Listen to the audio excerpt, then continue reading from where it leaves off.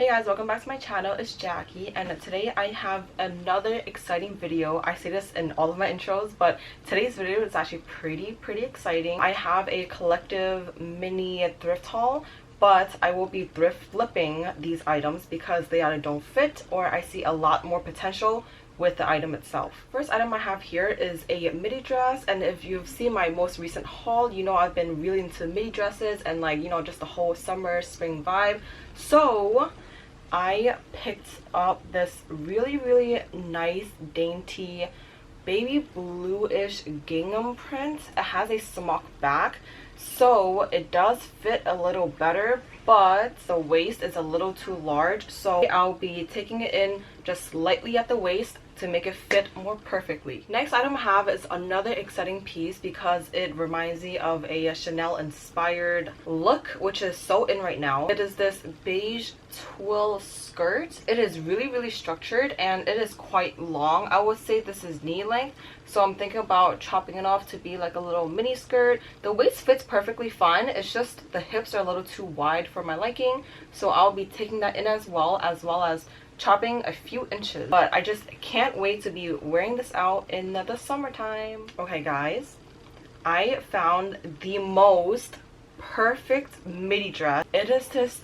beautiful like beige cottagecore like dress. Oh my god, this is actually a maxi dress. Did I say mini? It goes all the way down to the floor, and this is actually from a pretty nice brand. It's from Vero Moda.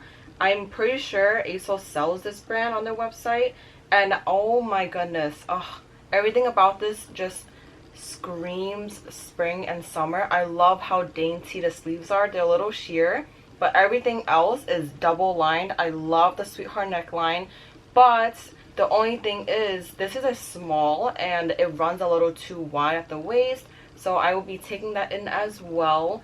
But this is such a quick, easy fix, and I just, oh my goodness, I can't believe I actually found this for so cheap, and I get to bring it home. Okay, the last item does not seem like much, but I just saw so much potential with the fabric, so I just had to pick it up.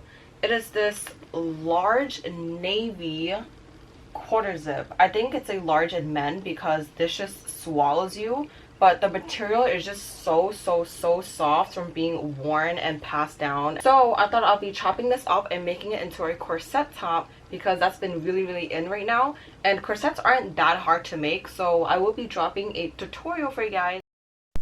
As I'm editing this, I realized it's better to leave the corset portion of the thrift flip in a second part of this video because it takes a lot more detail and explaining and time, and I don't want to rush everything into one 15-minute video. So yeah, just watch out for part 2 of this thrift flip to see how I made a corset top from the quarter zip and how I tailored the maxi dress. So starting off with the gingham midi dress, we're going to flip the dress inside out.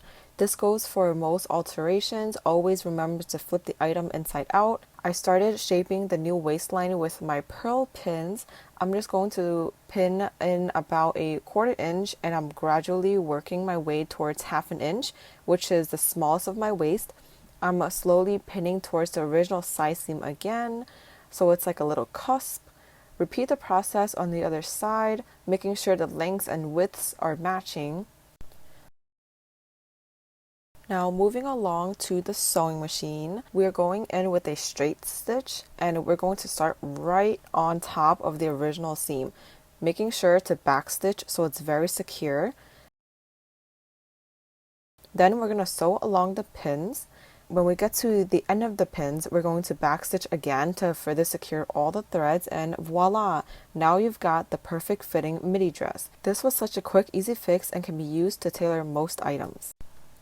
Next up is the skirt. We're going to flip it inside out again.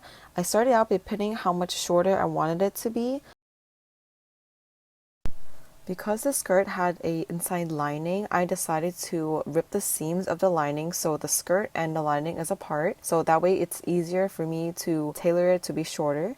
I folded the new hem and I ironed it down so it's much easier to sew. Because this skirt has a rather textured fabric, we are not going to use a sewing machine because the tight stitching would just be very apparent on the outside of the skirt. So for this skirt, I'll be going in with a needle and thread. I started out by using a short running stitch at the side seams. I find that this helps keep the shape better. Then I'm going to continue the running stitching along the hem and stitching one segment of the running stitch every 1/4 inch. This is quite tedious, I know. This personally took me about 20 minutes. It was so annoying to keep making a new knot for every stitch, but trust me, trust the process. Here's a close-up of what I'm doing. I'm just making a small knot and then I'm going into the fabric. The one segment running stitches that I'm using are really, really small. I would say it's about 1 centimeter long. And then it's just going in and out, tying a knot and starting a new stitch, in and out, tying a knot and starting a new stitch.